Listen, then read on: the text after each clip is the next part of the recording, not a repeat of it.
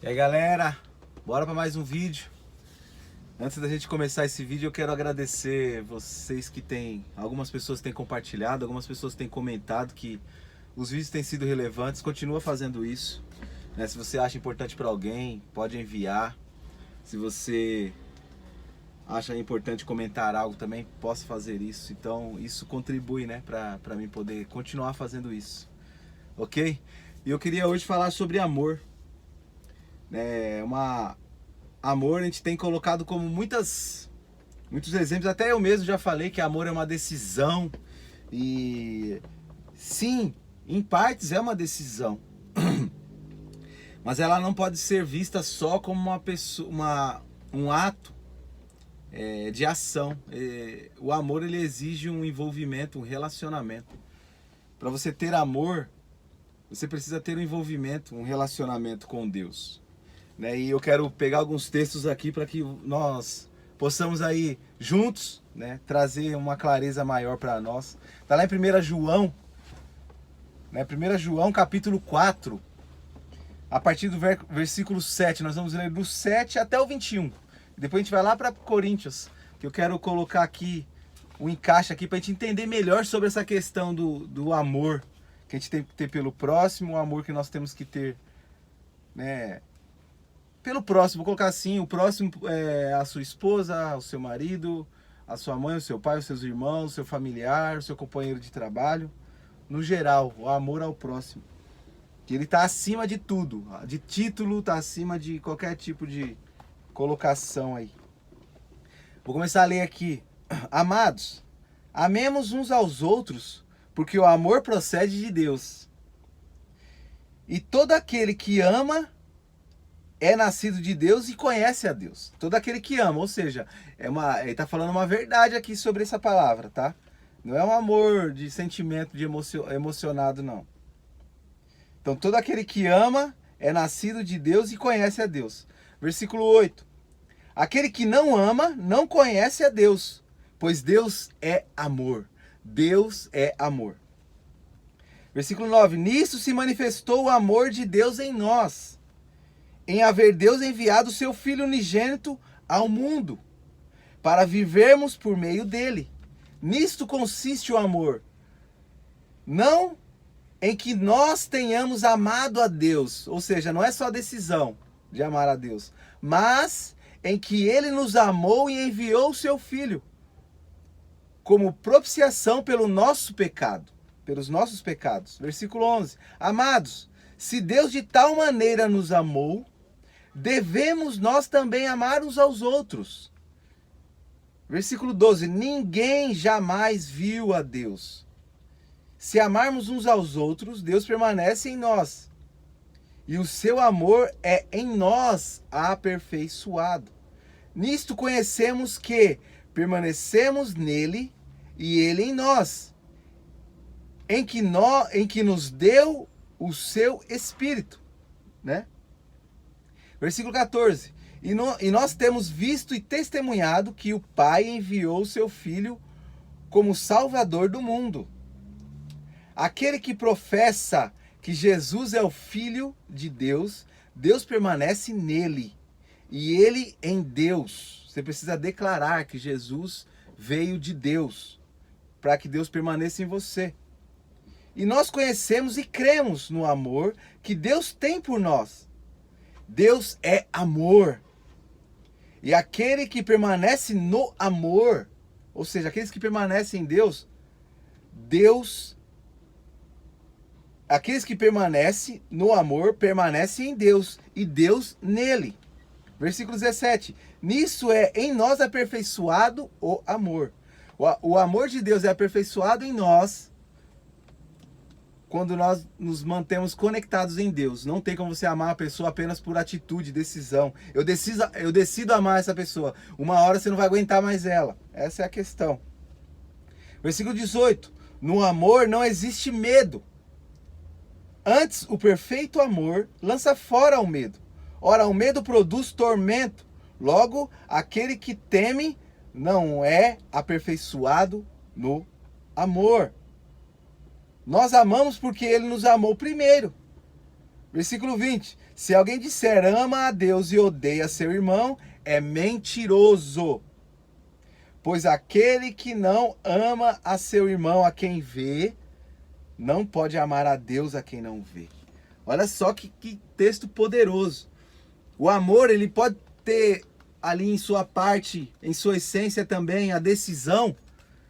Mas se você colocar só como decisão, sem envolvimento com Deus, sem amar a Deus, sem conhecer a Deus, você não consegue amar ao próximo, você não consegue nem se amar. Porque uma hora você vai falhar com você vai falhar com as pessoas. Porque é difícil amar de livre e espontânea vontade. É difícil. Se você catar Lucas 5, 6 lá, vai falar assim, você fala que ama aquele que está próximo, perto de você. Isso até o pecador faz. Eu quero ver você amar aqueles que te odeiam.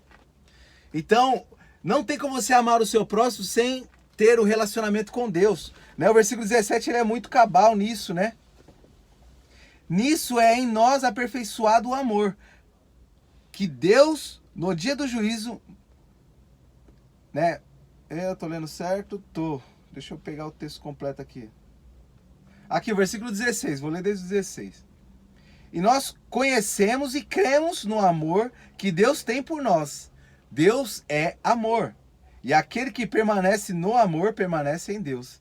E Deus nele. É só esse versículo, não é nem o 17, é o 16. Então nós precisamos entender que para ter esse amor, nós precisamos ter envolvimento com Deus. Deus é. Eu fiz um vídeo aqui falando sobre isso. Deus é. O grande eu sou. Né? Deus não foi criado. Então quando você começa a acreditar, crer, você começa a se envolver. Aí chega um ponto que você não crê mais. Por quê? Porque ele já é uma experiência. Deus, ele é uma experiência. Como você explica Deus? Não se explica Deus. Porque ele é uma experiência. As pessoas creem em Deus quando elas têm experiência com Deus. Eu não tenho nenhuma experiência com Deus, então busque isso. Converse com Ele. Creia que Ele está te ouvindo e Ele vai se manifestar a você. E é simples assim, quando você começar quando Deus começar a se manifestar a você, você vai acreditar que Ele existe e pronto. Eu não acredito que a minha esposa existe, por quê? Porque eu tenho um relacionamento com ela, ela existe. Ela é uma realidade, então eu não preciso gerar nas pessoas que ele existe. Eu preciso, olha, a Erika existe, ela é uma pessoa, e não sei o que, não. Quem tem relacionamento com ela sabe que ela existe. Então Deus é assim. Agora o amor que nós precisamos ter pelas pessoas está totalmente ligado ao amor que nós temos em Deus, em entender que Ele entregou o seu Filho por amor de mim, mesmo sem eu entender, mesmo sem eu querer esse amor. Eu não conhecia Ele, agora eu conheço esse amor, que Jesus morreu por mim e ressuscitou. Então nós precisamos ter isso. Isso é cabal para nossas vidas. Né? E agora vamos lá para 1 Coríntios, capítulo 11, a partir do versículo 17, que fala da ceia. Aí você fala assim, poxa, a ceia tem a ver com amor? Tem total. Porque quando o apóstolo Paulo ele escreve esse texto à igreja de Coríntios, eles estavam vivendo uma vida individualista. Eles estavam ceando, estavam tendo comunhão, só que eles não tinham relacionamento um com o outro. Eles não discerniam as pessoas, eles não favoreciam. Eles levavam a ceia para ceiar, só que era só para eles. Sabe aquele cara que levava aquele banquetão, mas não era para todo mundo comer, era só para ele. Aqueles que tinham necessidade ficavam lá, esperando alguém doar algo para eles comer. Então ele estava indignado com isso. E isso é falta de amor. Eu entendo que isso é falta de amor. Olha só, versículo 17 de 1 Coríntios 11. Nisto, porém, que vos prescrevo, não vos louvo. Ou seja, ele não escreve com alegria. Porquanto vós ajuntais não para melhor, e sim para pior. Tem o cara que tem, ele não distribuía, né? Era orgulhoso, era arrogante, era tudo. Porque antes de tudo, estou informando haver divisões entre vós, quando vos reunis na igreja, e eu, em parte, o creio. Ou seja, alguém mandou uma carta para ele falando, ó, o povo aqui tá tudo dividido, é um orgulho, cara. Ninguém tem comunhão, ninguém reparte, ninguém isso e aquilo. Ele falou, eu acredito nisso. Porque até mesmo importa que haja partido entre vós. Ou seja, é importante que haja uma pressão ali. É importante que haja uma pressão. Porque até mesmo importa que haja partidos entre vós. para que também os aprovados se tornem conhecidos em vosso meio. Na pressão, o seu chamado aflorece. Mas não vem ao caso agora, né? Versículo 20. Quando, pois, vós reunis no mesmo lugar, não é a ceia do Senhor que comeis, porque ao comerdes, cada um toma antecipadamente a sua própria ceia.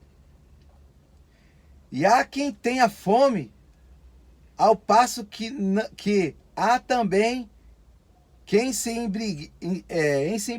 Deixa eu ler de novo, deu uma engasgada aqui. Olha só, ele tá dando uma exortação aqui, ó. Quando, pois, vos reunis no mesmo lugar, não é a ceia do Senhor que comeis. Porque, ao comerdes, cada um toma antecipadamente a sua própria ceia. E há quem tenha fome, ao passo de que há também quem se embriague. Ou seja, tem gente que tem de mais, tem gente que tem de menos. Não tendes porventura casas onde come e bebe? Ou menosprezais a igreja de Deus e envergonhai os que nada têm? Que vos direi? Louvar-vos-eis nisso? Certamente não os louvo. Olha só, ele está exortando as pessoas aqui. Olha, quando vocês for para comer, não vai para a igreja ceiar ao Senhor com banquetes lá e se exibir. O banquete seu foi maravilhoso, eu fiz uma torta aqui e não sei o que, e não compartilha com ninguém. Ele falou, olha, quem tem, come em casa. Né? E tem gente que não tem para comer em casa, tem gente que se embriaga em casa, tem gente que tem de mais, tem gente que tem de menos. E quando você leva para lá, você não divide, não compartilha, cara. Porque eu recebi do Senhor o que também vos entreguei. Ou seja, eu divido o que eu tenho. Versículo 23, né? Ele está falando. Que o Senhor Jesus, na noite que foi traído, tomou o pão e, tendo dado graças, o partiu e disse, é o meu corpo. Isso é o meu corpo, aliás, ele disse, que é dado por vós. Fazei isso em memória de mim. O próprio Jesus falando isso na ceia. Versículo 24. Versículo 25.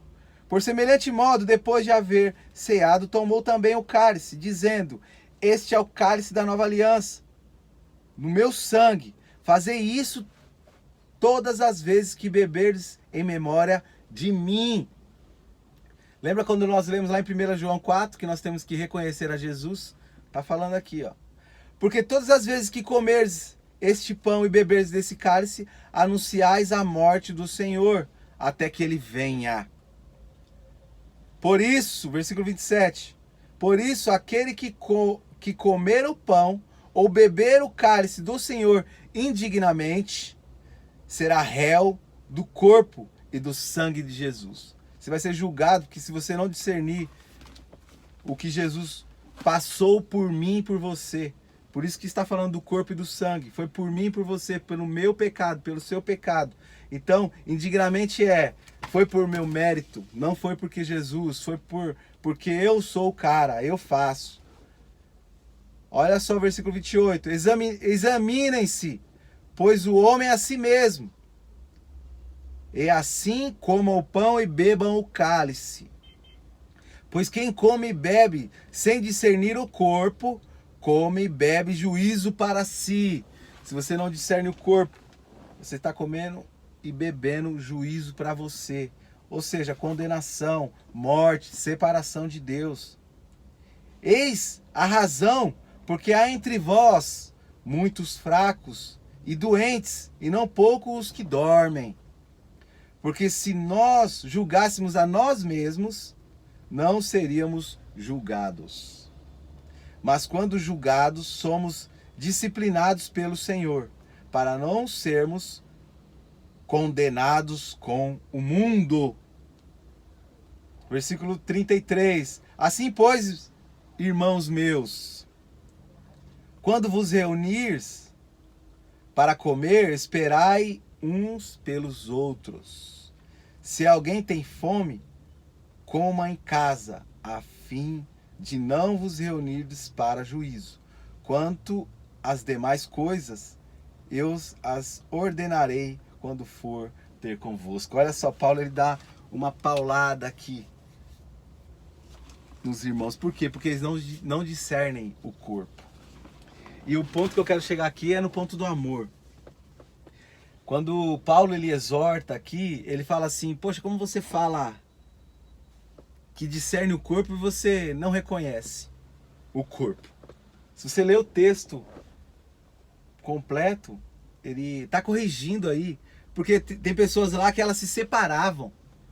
Elas se separavam dos mais necessitados, ou seja, existia o canto, dentro da igreja, existia o canto daqueles que tinham banquetes e o canto daqueles que passavam fome. Não discernir o corpo. E amar o próximo tem tudo a ver com isso, né, do texto que eu li lá. Você precisa discernir aquele que está à sua volta. E quando ele fala que não são poucos os doentes e os que dormem, você não discernir aquele que está perto de você, não discernir o propósito dele, é você viver doente. Que se somos corpo de Cristo, Cristo é o cabeça e nós reconhecemos o sofrimento dele na cruz, nós precisamos entender que o que você faz é importante para mim e o que eu faço é importante para você. Então nós precisamos ter maturidade suficiente de saber o quanto eu preciso do próximo. E eu preciso amar ele por isso. E você só vai entender isso quando você caminha com Deus, quando você anda com Deus. Que não tem como você amar ao seu próximo como a si mesmo se você não discerne o seu corpo. Eu quero contextualizar isso, para ficar de uma forma mais simples.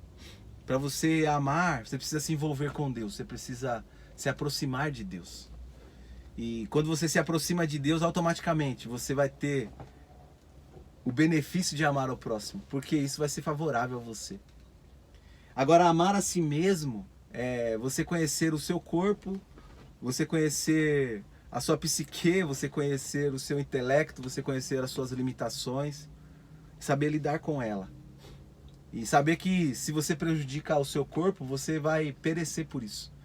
Muitos são os que dormem, né? Muitos são os doentes e não poucos os que dormem. Doença é uma pessoa que ela não dá valor. Vou dar exemplo, uma pessoa que de repente ela tem ela força o fígado dela.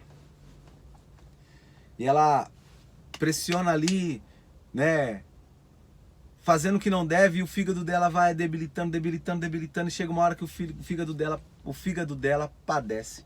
E ela precisa ir no médico, ela vai no médico e o médico fala, olha, daqui para frente você vai viver dependendo desse remédio aqui, ó. Você vai viver dependendo, fazendo radioterapia, quimioterapia, hemodiálise, né, seja o que for ali, você vai viver a sua vida desta forma agora, debilitado. Ou seja, a vida dele não vai ser mais normal. Por quê? Porque ele não discerniu o fígado dele. E isso é uma deformidade para ele. E nós fazemos isso com o nosso corpo muitas vezes. E quando a idade chega, às vezes você não consegue mais voltar atrás. Né? Quando você é novo, você consegue se exercitar, você consegue se locomover e você vai cuidando, você não cuida do seu corpo e ele vai desgastando com o tempo ali. Mas se você tem uma vida saudável, você mantém um corpo saudável, você tem consciência que se eu exagerar aqui, isso vai fazer mal pro meu sangue, eu vou virar um diabético, isso vai fazer mal pro meu fígado, isso vai fazer mal pro meu rim, isso vai fazer mal pro meu estômago. Né? O tipo de vida que você leva vai fazer mal para minha mente, para o meu intelecto, as pessoas que eu ando, a forma que eu conduzo a minha vida. Se eu ficar vivendo perigosamente, eu estava orientando um amigo que eu tenho e ele gosta de pular de paraquedas, ele não gosta mais. A gente pegou e falou, você precisa ter amor próprio. E ele falava, não, eu quero me aperfeiçoar, eu quero aprender a pular sozinho. E há um tempo atrás começou a morrer muita gente por queda, quando pulava de paraquedas, saltava de paraquedas. Né? Quando elas saltavam de paraquedas ali, alguns sofreram acidentes e fatalmente, claro, pela altura morreram.